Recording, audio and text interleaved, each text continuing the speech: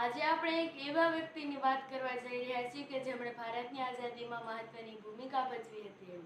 તેવા જ આપણા મહાત્મા ગાંધી વિશે આજે વાત કરવી છે. તેઓએ અનેક આંદોલનો કર્યા, અનેક સત્યાગ્રહો કર્યા. હિંસાથી નહીં પરંતુ અહિંસાથી તેમણે ભારતને આઝાદી અપાવી હતી. તેવા આપણા રાષ્ટ્રપિતા કે જેમને આખો ભારત રાષ્ટ્રપિતાના નામથી ઓળખે છે, તેવા આપણા ગાંધીજી વિશે આજે આગળ વાત કરવી છે અને તેમના વિશે જાણવું છે. નમસ્કાર, મારી મંજુલા સાલાણી ઓફિશિયલ યુટ્યુબ આઈડીમાં આપ સૌનું હાર્દિક સ્વાગત છે. આપની સાથે હું મંજુલા. ગાંધીજીનું પૂરું નામ મોહનદાસ કરમચંદ ગાંધી હતું. તેમનો જન્મ 2 ઓક્ટોબર 1869ના રોજ પોરબંદરમાં થયો હતો. તેમણે રાજકોટ અને પોરબંદરમાં અભ્યાસ કર્યો હતો. બાદમાં તેઓ વકીલાતનું ભણવા વિલાયત ગયા. ત્યાં તેમણે આફ્રિકામાં થતા હિન્દીઓને થતા અન્યાયો દૂર કરવા અનેક આંદોલનો કર્યા અને અનેક સત્યાગ્રહો કર્યા. બાદમાં તેઓ પરત ફર્યા અને અહીં આવી અને તેમણે જોયું કે ભારતમાં કેટલી અંગ્રેજો તેમના ભારતીયો સાથે કેવું બધું કરી રહ્યા છે, જે નથી કરવાનું તેવા વ્યવહારો કરી રહ્યા છે.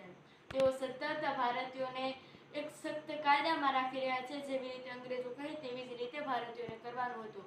પરંતુ ગાંધીજીને આ બધું જ ખૂબ અલગ લાગતું હતું અને તેઓને એવું થયું કે મારો દેશ મારે સ્વતંત્ર કરવો છે. એટલે તેઓએ આંદોલનો કર્યા અને તેમણે દાંડીકૂચ શરૂ કરી હતી. તે આપણા ગુજરાત રાજ્યના અમદાવાદથી શરૂ કરી હતી. તે દાંડીકૂચની શરૂઆત કરી ત્યારે માત્ર 2 જ વ્યક્તિઓ તેમાં જોડાયા હતા. પરંતુ જ્યાર સુધી તેઓ દાંડીકૂચની યાત્રા પૂર્ણ કરી ત્યાર સુધીમાં કેટલા લોકો તેમની સાથે જોડાઈ ગયા હતા. કારણ કે બધા લોકોને એવું લાગતું હતું કે જે ગાંધીજી કરી રહ્યા છે તે કાર્ય સારું છે અને વાસ્તવમાં પણ તે કાર્ય ખૂબ સારું હતું અને તેના કારણે જ આપણે અત્યારે આપણા દેશમાં સુરક્ષિત અને સ્વતંત્ર છીએ અને આઝાદ છીએ. આપણે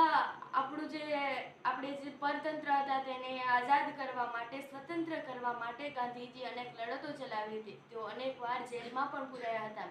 તેમની સાથે સરદાર વલ્લભભાઈ પટેલ અને અનેક ક્રાંતિકારીઓ અને નેતાઓ જોડાયા હતા. આપણને આઝાદી મળી ઈસવીસન 1947માં. ઈસવીસન 1947માં આઝાદી મળ્યા પછી તેના પછી આપણે આઝાદ થયા પછી આપણું એક બંધારણ બાંધવામાં આવ્યું, જેમાં અનેક લોકોએ મહત્વની ભૂમિકા ભજવી.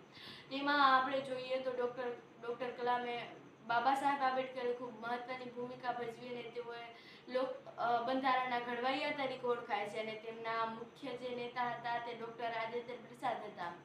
ગાંધીજી આઝાદી મેળવી અને ગાંધીજી એક મહાન એવા વ્યક્તિ હતા કે જેઓ સ્વચ્છતાના આગ્રહી હતા. બધા લોકો કહે છે કે જે કચરો ઉઠાવે છે તે ખૂબ નીચું છે, પરંતુ એમને એવી નથી ખબર કે કચરો ઉઠાવનાર આપણા દેશનો રાષ્ટ્રપિતા છે. કચરો ઉઠાવવામાં કંઈ ભલું નથી, પરંતુ આપણે એ જગ્યાએ બધું ઊંધું સમજીએ છીએ. જે કચરો ઉઠાવે છે તે નીચું અને જે સ્વચ્છતાનું આગ્રહી નથી તે ઊંચું, આવું કેમ ગણાય છે? પરંતુ આપણે સ્વચ્છતાના આગ્રહી હોવા જોઈએ અને આપણા રાષ્ટ્રપિતા જેવી રીતે આગ્રહી હતા તેવી જ રીતે આપણે પણ આગ્રહી બનવાનું છે.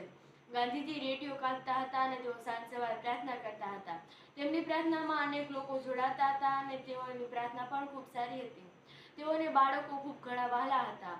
ઈસવીસન 1947ના 15 ઓગસ્ટના રોજ આપણને આઝાદી મળી. આઝાદી મળી બાદ માત્ર ગાંધીજી એક જ વર્ષ તે આઝાદીમાં રહી શક્યા અને નથુરામ ગોડસેએ તેમને 30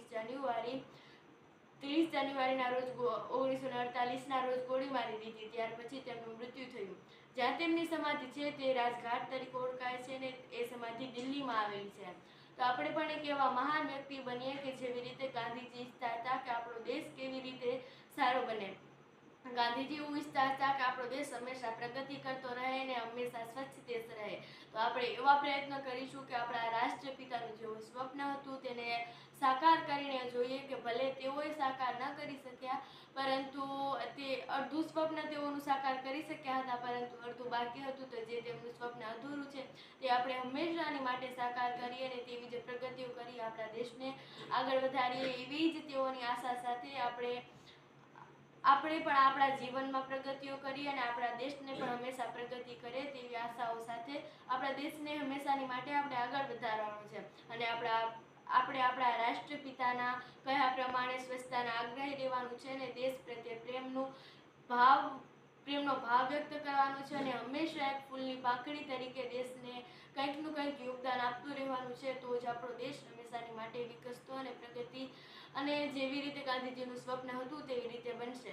આ વિડીયોમાં બસ આટલું. મળી આવતા વિડીયોમાં. જો તમે અમને ઇન્સ્ટાગ્રામ પર જોતા હો અથવા તો ફેસબુક પર જોતા હો તો અમને ફોલો કરવાનું ભૂલશો નહીં. અને જો તમે અમારી મંજુલા સાલાણી ઓફિશિયલ યુટ્યુબ સાથે જોડાયા હોય તો અમારી મંજુલા સાલાણી ઓફિશિયલ યુટ્યુબ આઈડીને સબસ્ક્રાઈબ કરવાનું ભૂલશો નહીં. આ વિડીયો જોવા બદલ તમારો ખૂબ ખૂબ આભાર.